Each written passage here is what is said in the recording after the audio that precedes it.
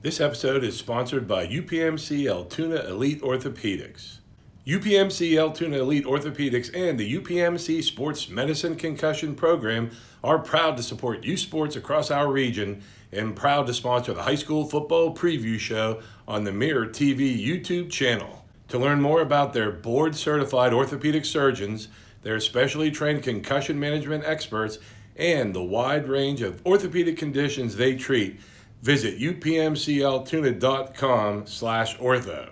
To schedule an appointment in one of their offices in Hollidaysburg, Ebensburg, or Bedford, call 814-889-3600. That's 814-889-3600.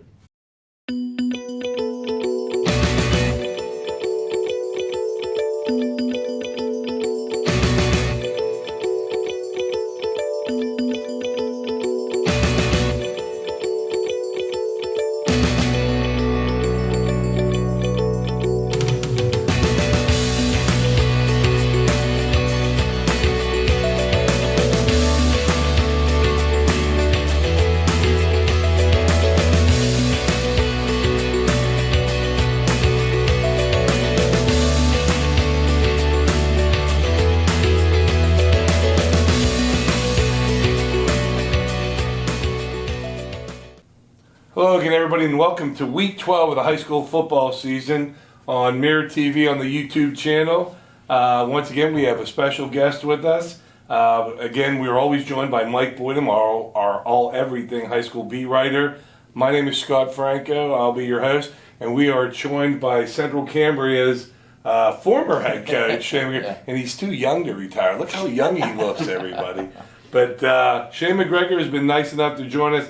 He's going to talk a little bit about some of these teams that we're looking at this week. And actually, Mike's going to talk to him a little bit about his decision. If you read in Monday morning's paper that Shane stepped down after how many years? Five. And he still looks that young, folks, and everything. So, Mike, go ahead. Well, first of all, Central Cambria this year, 4-6 final record, but one of the wins this year against Forest Hills, who just knocked off Cambria Heights, the top seed, and, it's a razor-thin margin because Forest Hills goes 5-5 and makes the playoffs. If you guys would have won one more game, you would have been right there, and that's the same playoff bracket. You could have been knocking off the top seed. So really, it's just the teams in 2A just seem to be so close. Oh yeah, I actually went for the first half to Patton just to see it with my own eyes, just slightly torture myself, I guess you could say, because we thought the whole way if we could just get in, to win enough to get in. We had two kind of swing games. We thought Penn Cambria and BG that we really thought if we get one of those two, that's going to be us at that 8 seed. And then we'll take whoever we can get matched up with. But we just couldn't do it. We had Hobbsdale, one of our best players, go down in week 4, and it might seem like one player doesn't make a huge difference. One player, when he's as good as Hobbs was, definitely does, and then it affects everybody else down the line as well. So Hobbs against Forest Hills, 19 for 218, 2 touchdowns, pick 6. Had a great game. We win without him. Do you beat yourself up looking back at your schedule, going, "This is a game we would have won. We could have been 5-5." Oh, yeah. Those two. I think all coaches do. My brother yeah. will sit there and go, "We should have been this and this." Yep. And you never know. That's why you play games, obviously. But can you name them for us? Are you allowed to drop that name for us? Or you look back? Is there a game you look back and go, "Gosh, we should have won"? If we have Hobbs, I think Penn Cambria and BG are definitely two that we could have. And look at Penn Cambria's playing for the 3A title. Yeah, right. You're looking at 6-4 too, and even maybe a better seed. Yeah, we're beating Penn Cambria at half. BG, we kind of sputtered around. Our defense actually played pretty well, respectively, but then we just couldn't get our offense going, and so and that's football. And obviously Shane's played a lot of these teams, and he's going to offer his expertise for these some of the Laurel Highlands games that we have coming up this week. So. Yeah, first we're going to talk real quick. District 6A 10 regional. It's at Central Cambria High School, actually. Will you be there Friday night? If I use your name to get in, even though I already bought my They'll know me, that's true. Yeah, they'll know me, unfortunately. No, Cathedral Prep, Erie Cathedral Prep is versing Hollidaysburg. Played them last year. They beat, I don't want to say us because it's the last time I get to say us. They beat Hollidaysburg 33-7 last year. Prep's 9-1 this year. I'm one of the weird dads who watches them on film. I watch them on YouTube. They have a huge nose tackle, number 75, and they have so many kids. They have guys playing defensive line that don't even play offense. It's a dream. Wait, how about it? Holliesburg does not have that. Holliesburg does have a couple nice wins coming off of Lindsley out of West Virginia and Central Mountain. And then Mike says, I can even drop this note. Vincent Franco, who happens to have the same last name as me, he's two-way starter for 2 years. Concussion protocol from the Central Mountain game, so he's out. And we had a couple other kids banged up in that game, but through the stuff you've read about Erie, I mean, even if they're down year, they're 9-1 in a down year. Yeah, and their quarterback is really good this year, and it's and he's a lefty. I watched that. They actually played. They played McDowell, and they did lose to McDowell. 38-12. But you guys lost a little bit more. 44-0. But Homer said you guys have been playing your best football the last couple of weeks. You just beat Lindsley, who had some Division I recruits on that line. No way.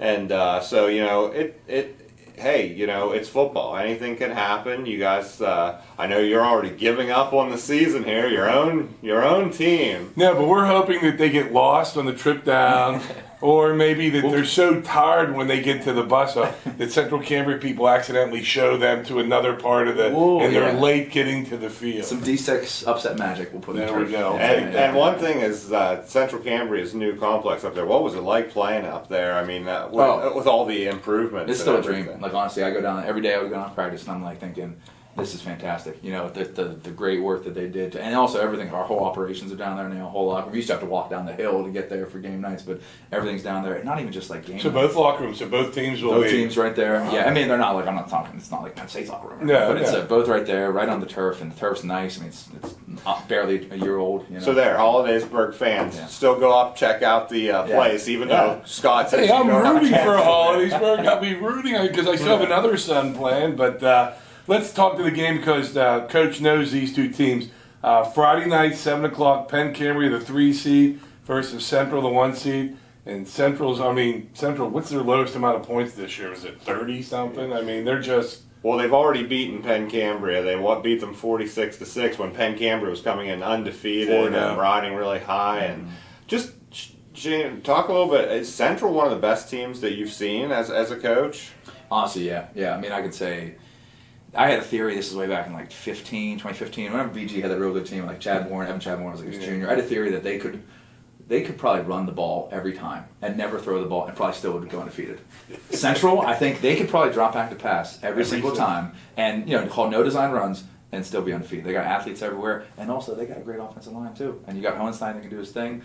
First play of the game, I remember watching against Penn Cambria, and when I was watching tape for our game, They split out Parker Gregg, starting running back. As X split out receiver, they run him on a little speed out, hit him right in stride. He stiff arms a kid, and then runs for a touchdown. Man, you can't even put a spy on him because it doesn't matter because I gotta think he's just so good. Oh, he plays around with you back there. Like he's very. I mean, I'm at risk of hyperbole here, like Johnny Manziel, Russell Wilson-ish, because he'll look to throw, and then he's got guys who can go up and get it too.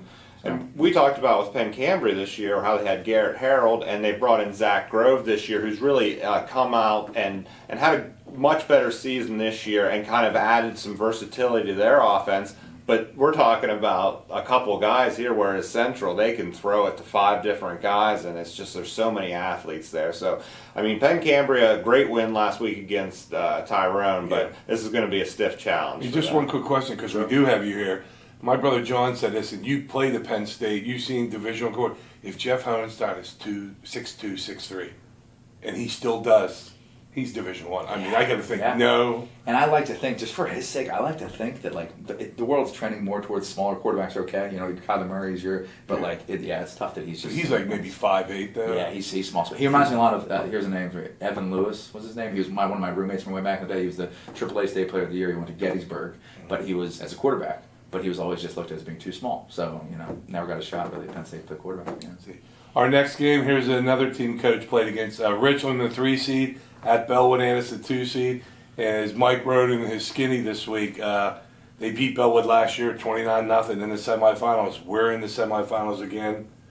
Well, and not to bring back any bad memories for Coach McGregor here, but Richland obviously they had needed to win that game at the end of the regular season this year, and then that's who you played in the playoffs last year as well. Are you very familiar with Richland, how tough they are, especially this time of season? Can you talk about the way they're playing as you guys just played them recently? No, I'm very honest with my kids. I told them we all know the road through AA goes to Richland, and Coach Bailey's got a great program rolling there.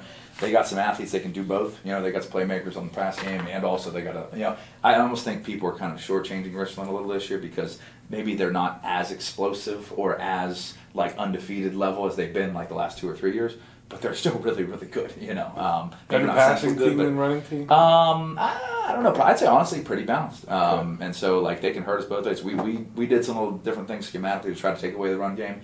But then they do the RPO stuff pretty well, and they just have LaRue's a good playmaker as a receiver, and Stahl gets the ball. Now Bellwood has run for 200 yards the past 2 weeks with Connor Gibbons there, and they've made some moves on their line to try to get it a little bit more balanced after losing Dominic Caraccio. There, he's your my Italian paisan name. I had to go to your expertise on that one. But, this is going to be a big challenge for them. And, hey, Bellwood's thought about Richland all offseason because that's who ended their year last year. And they thought that they might have the line to compete with them this year. Unfortunately, injuries have gotten in the way. And hopefully they can put things together, and these new adjustments they've made will make this a competitive game. Yeah.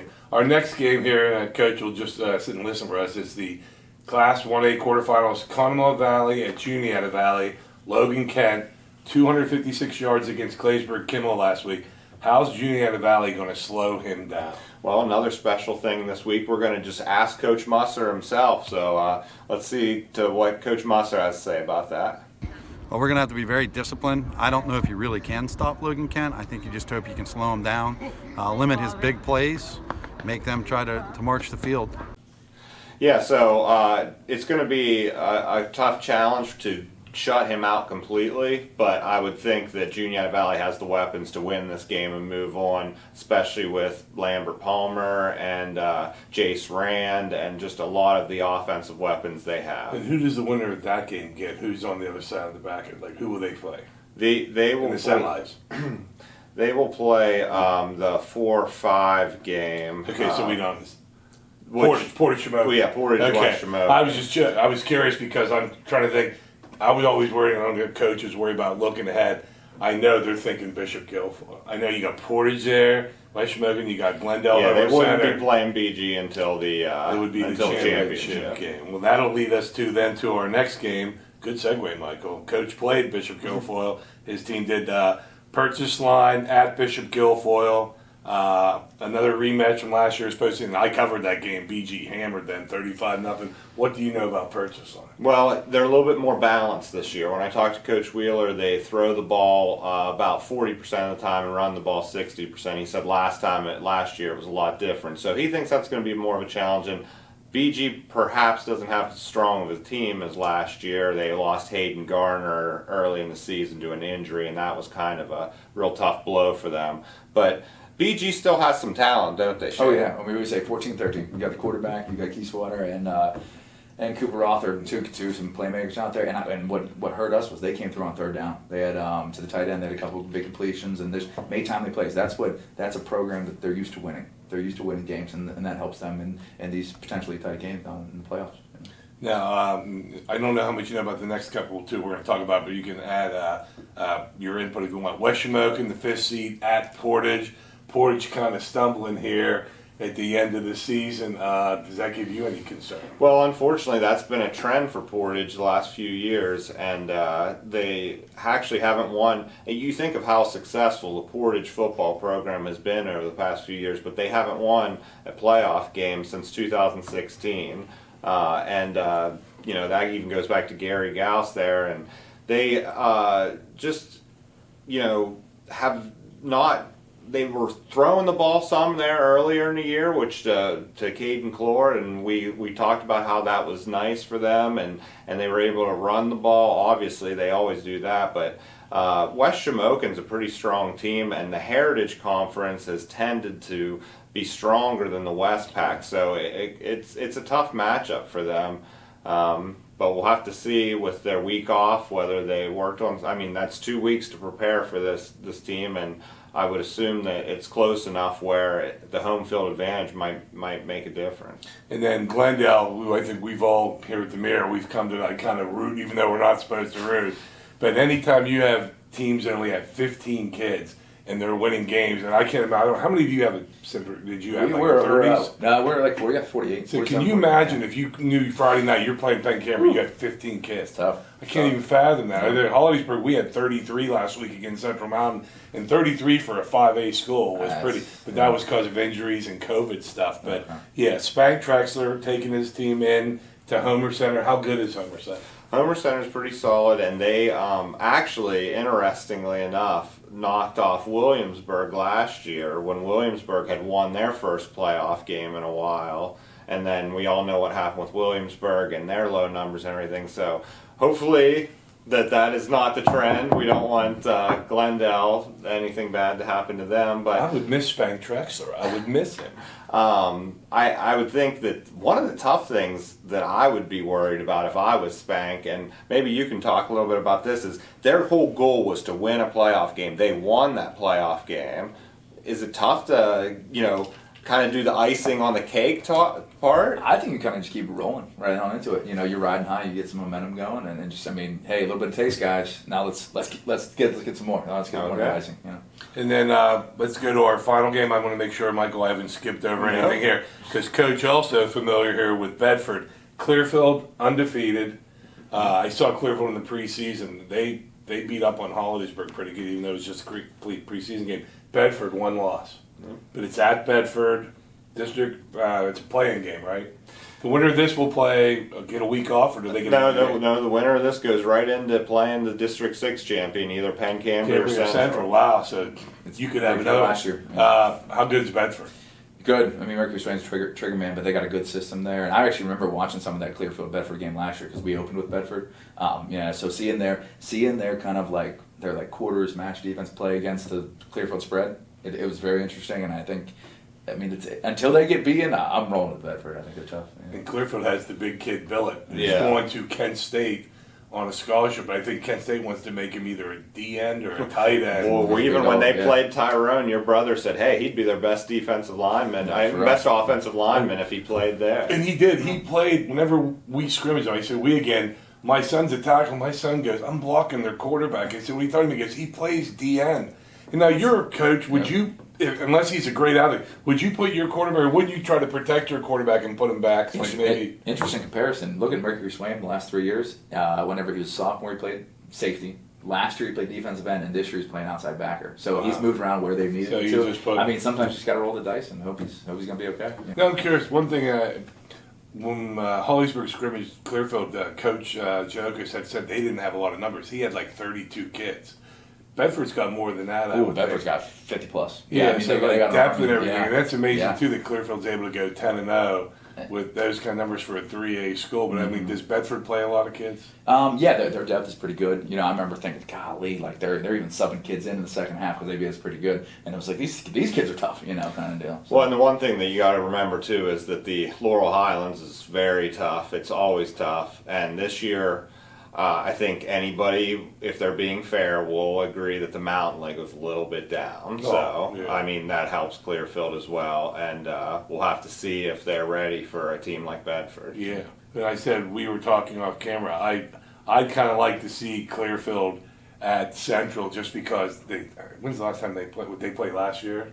No, because Clearfield Central. That's right. They were both in the Mountain League. Yeah, did Central win that game on top of your head? I can't remember. Central went undefeated. Oh, there you go. So then we have seen that matchup. I still would I like to see stuff different. But speaking of different, our nice lovable. Do we have a stat of the week before? Well, if you asked, they did. I do have one stat for you. Our 8.